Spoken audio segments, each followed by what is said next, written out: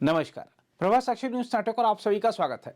वाराणसी में ज्ञानव्यापी परिसर के संबंध में भारतीय पुरातत्व सर्वेक्षण यानी एएसआई की जो रिपोर्ट आई है, उससे यह स्पष्ट हो गया है कि वहां मंदिर था जिसे ध्वस्त कर उस स्थान पर मस्जिद का निर्माण किया गया।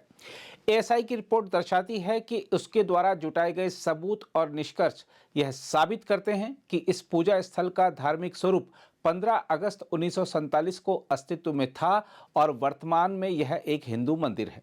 देखना होगा कि एएसआई रिपोर्ट को लेकर अदालत का अंतिम फैसला क्या होता है, लेकिन इस बीच उपासना स्थल विशेष प्रावधान अधिनियम 1991 को रद्द करने की मांग जोर पकड़ने लगी है। उच्चतम न्यायालय के वरिष्ठ अधिवक्ता और भारत के पीआईएल मैन के रूप में विख्यात अश्विनी उपाध्याय ने इस अधिनियम की वैधता को सुप्रीम कोर्ट में चुनौती दी हुई है। उम्मीद है कि उनकी याचिका पर 12 फरवरी को सुनवाई होगी। हम आपको बता दें कि उपासना स्थल विशेष प्रावधान अधिनियम 1991 कहता है कि 15 अगस्त 1947 से पहले अस्तित्व में आए किसी भी धर्म के उपासना स्थल को किसी दूसरे धर्म के उपासना स्थल में नहीं बदला जा सकता और यदि कोई इसका उल्लंघन करने का प्रयास करता है तो उसे जुर्माना और 3 साल तक की जेल भी हो सकती है।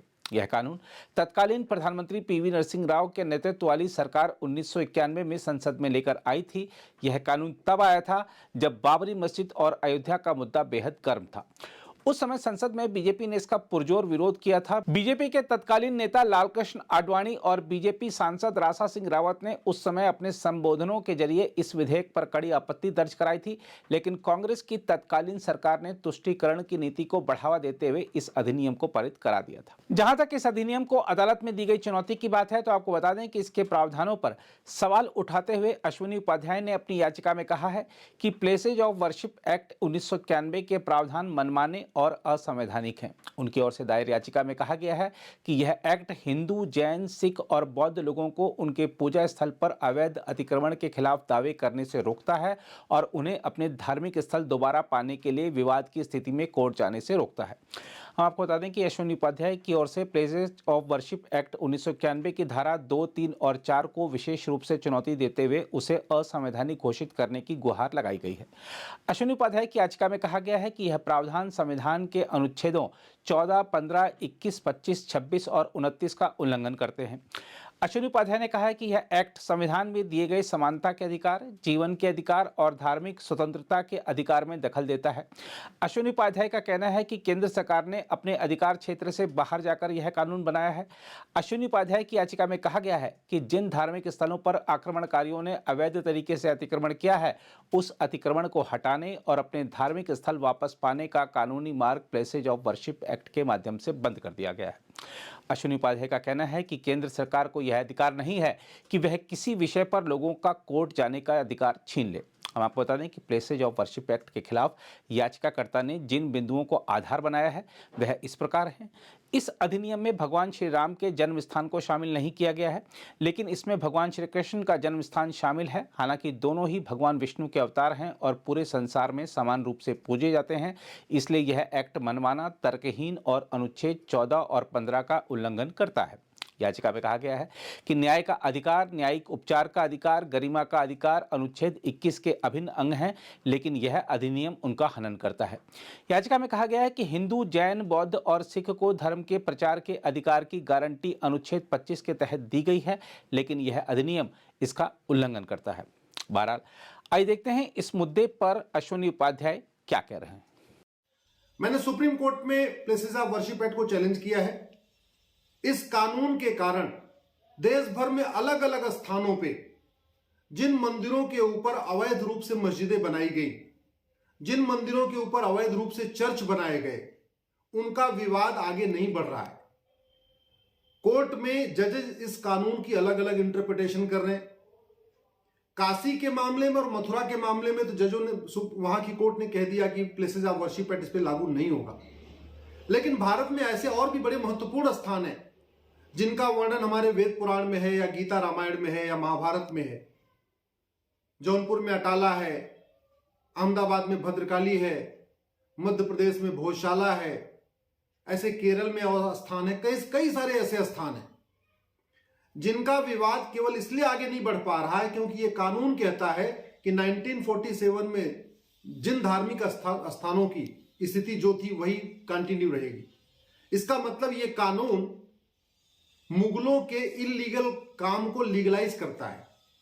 यह कानून हिंदू, जैन, बौद्ध, सिख को कोर्ट जाने से रोकता है, जबकि राइट टू जस्टिस हमारा फंडामेंटल राइट है। कोर्ट जाना और कोर्ट में से विवाद का समाधान करवाना, कोर्ट से न्याय लेना, यह हमारा फंडामेंटल राइट है। ऐसे बहुत सारे स्थान हैं जिनका वर्णन हमारे धार्मिक ग्रंथों में है, लेकिन उनके ऊपर अवैध कब्जा हो रखा है, उनके ऊपर मस्जिद बनी है, या जहां मस्जिद नहीं बनी है तो वहां भी इलीगल तरीके से वहां नमाज पढ़ी जाती है। तो हमारी जो धार्मिक स्वतंत्रता है इस कानून के कारण वो बाधित हो रही है। हमें राइट टू कल्चर है, संविधान का आर्टिकल 29 कहता है कि हमें भी राइट, सबको राइट टू कल्चर है, राइट टू ट्रेडिशन है। अब right to culture, right to tradition इसलिए बाधित हो रहा है कि जिन स्थानों का वर्णन वेद पुराण में है, जो हमारे सांस्कृतिक स्थान है, धार्मिक स्थान है, सांस्कृतिक स्थान है और ऐतिहासिक स्थान है, उन पे भी अवैध कब्जा हो रखा है। उसके लिए भी हम कोर्ट में जाके अपना समाधान नहीं करवा पा रहे। तो ये कानून एक तरीके से आर्टिकल 14 यानी रूल ऑफ लॉ का वायलेशन करता है। यह कानून डेमोक्रेसी को खत्म कर रहा है। डेमोक्रेसी में किसी भी विवाद का समाधान कोर्ट के जरिए होता है, लेकिन यह कानून कोर्ट जाने का रास्ता ही बंद कर रहा है, कोर्ट जाने का दरवाजा ही बंद कर रहा है। यह कानून तो यहां तक कह रहा है कि जिन धार्मिक स्थानों का विवाद कोर्ट में पहुंच गया है उस पर भी सुनवाई नहीं होगी और कोर्ट उन मुकदमों को खत्म कर देगी। यानी गवाहों के बयान नहीं होंगे, एविडेंस नहीं होंगे, दोनों पक्षों की जिरह नहीं होगी, बहस नहीं होगी और मुकदमा खत्म हो जाएगा। तो एक तरीके से कोर्ट की व्यवस्था को ही खत्म कर रहा है, न्यायिक व्यवस्था को यह कानून अपने आप में खत्म कर दे रहा है। और सबसे बड़ी बात यह, हमारा संविधान भारतीय संस्कृति, भारतीय रीति रिवाज, भारतीय परंपरा, भारतीय ज्ञान विज्ञान का के प्रचार और प्रसार करने का निर्देश देता है। लेकिन यह कानून तो गजनी, गोरी, तुगलक, बाबर, हुमायूं के द्वारा जो इलीगल काम किए गए, जो हमारे मठ मंदिरों को तोड़ा गया, बहुत सारे मठ मंदिरों को कंप्लीटली तोड़ दिया गया, बहुत सारे मठ मंदिरों के केवल गुंबद बदले गए और बहुत सारे तो ऐसे भी स्थान हैं जहां न मंदिर तोड़ा गया है, न गुंबद बदला गया है, सिंपली वहां नमाज पढ़ना शुरू कर दिया गया है और वहां पे भी हिंदुओं को जाने से रोका जा रहा है। तो इसका मतलब यह हुआ कि हम आजादी की 75वीं वर्षगांठ तो भले मना रहे हैं, लेकिन आज भी हमें धार्मिक स्वतंत्रता नहीं है, सांस्कृतिक स्वतंत्रता नहीं है। हमारा जो कल्चर है वो आज भी इस कानून के कारण हमें जो है पूरी कल्चरल फ्रीडम नहीं मिल पाई है। सुप्रीम कोर्ट से हम रिक्वेस्ट करेंगे कि चूंकि ये कॉन्स्टिट्यूशनल इशू है, इस कानून का जिक्र कई लोग अलग अलग तरीके से इंटरप्रिटेशन कर रहे हैं। देश की अलग अलग अदालतें जहां डिस्ट्रिक्ट कोर्ट में मुकदमे चल रहे हैं, जैसे जौनपुर का अटाला चल रहा है, या आपका भोजशाला चल रहा है मध्य प्रदेश में, या काशी चल रहा है, मथुरा चल रहा है, भद्रकाली चल रहा है, जहां जहां विवाद चल रहा है वहां पे जो कोर्ट है वो इस कानून का अलग अलग इंटरप्रिटेशन कर रहे हैं। इसलिए हम सुप्रीम कोर्ट से रिक्वेस्ट कर रहे हैं कि आप इसको 5 जजों की बेंच को रेफर करिए और एक साथ इस पे सुनवाई करा दीजिए।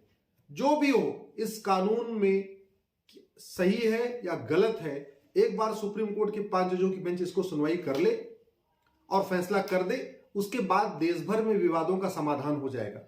अगर ये कानून अच्छा होगा, अगर सुप्रीम कोर्ट ये कह देता है कि नहीं प्लेसेस ऑफ वर्शिप एक्ट ठीक है, तो ठीक है, हिंदू, जैन, बौद्ध, सिख के पास जो दूसरा रास्ता होगा वो दूसरा रास्ता देखेंगे, या जो सरकार को जो करना होगा सरकार करेगी। लेकिन चूंकि अभी एक बार इसका इंटरप्रिटेशन जरूरी हो, इसकी वैलिडिटी को टेस्ट करना जरूरी है, इसलिए हम सुप्रीम कोर्ट से भी रिक्वेस्ट करते हैं इस मामले को अब आगे नहीं बढ़ाएं, इसको बहुत ज्यादा डिले न करें, बल्कि इस पे तत्काल 5 जजों की बेंच बनाएं और इस पे सुनवाई करें। हमें पूरा भरोसा है कि ये कानून संविधान की भावनाओं के खिलाफ है, ये कानून हिंदू, जैन, बौद्ध, सिख के लिए एक धोखा है, ये कानून यहाँ के भारतीयों में भेदभाव करता है, धर्म के आधार पर भेदभाव करता है। क्योंकि स्वाभाविक सी बात है, जो मठ मंदिर तोड़े गए हिंदू, जैन, बौद्ध, सिख के तोड़े गए, कोई मस्जिद तो तोड़ी नहीं गई थी, मुगलों ने कोई मस्जिद तोड़ी नहीं, मुगलों ने कोई चर्च तो उस समय बना ही नहीं था, तो चर्च कोई तोड़ा नहीं। तोड़ा क्या गया है? हिंदू, जैन, बौद्ध, सिख के मंदिर। तो इसलिए हिंदू, जैन, बौद्ध, सिख के साथ न्याय हो, हम यही आशा करते हैं सुप्रीम कोर्ट से, हम यही आशा करते हैं सरकार से। सरकार का अभी तक जवाब नहीं आया है। मैं सरकार से भी रिक्वेस्ट करूंगा कि इस मामले, ये 3 साल बीत चुका है, 2020 से PIL चल रही है, 2023 आ चुका है, अब सरकार अपना रुख स्पष्ट करे।